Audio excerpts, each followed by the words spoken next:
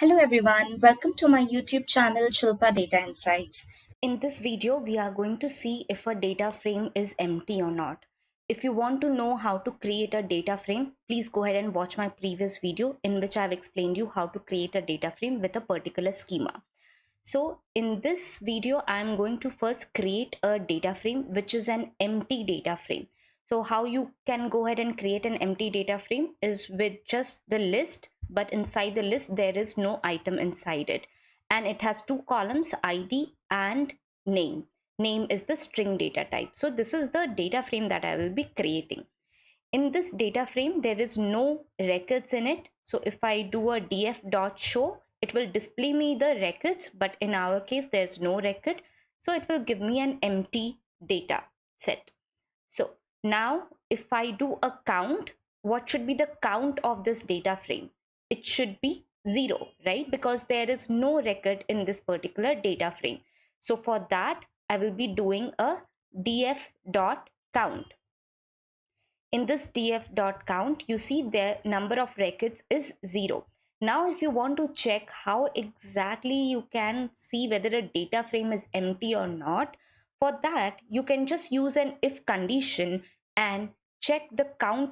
If there is any number of records that is coming, then the data frame is not empty. And if df.count is 0, it means that the data frame is empty. So that's what I will be doing next. So if df.count is 0, that is, it is a empty data frame. But if the df.count is not 0, anything else apart from 0, then the data frame is not empty. So I will just go ahead and run this command to show you that it will print the data frame is empty. Okay, this is what it is. There is a second way of checking whether the data frame is empty or not.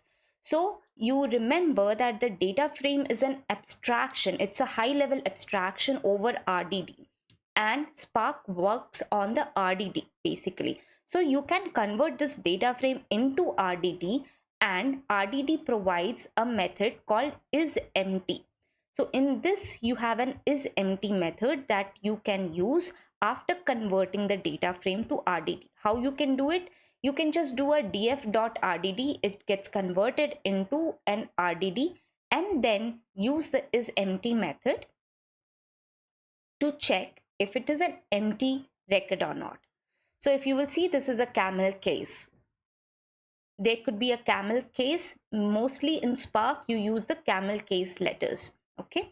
So I will be running this and I will be just printing if the data frame is empty, and it will return you a boolean whether it is empty or not. So it returns true. So if you want, you can just replace this 0 with this particular df.rdd.isEmpty, and it will return true, and it will print that the data frame is empty.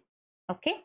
So now if you don't want to convert it into RDD, you can simply use a method on the top of data frame that is the same method called isEmpty. Now if I run this command with df.isEmpty, it will show you that the data frame is empty, and it will give you a boolean that is true. Now, if you don't have a data frame, you have a pandas data frame. How you can check that the data frame is empty on a pandas data frame? So let me go ahead and create a pandas data frame. For that, I'm importing the pandas module, and I'm writing pd.dataframe, and the column is ID and name.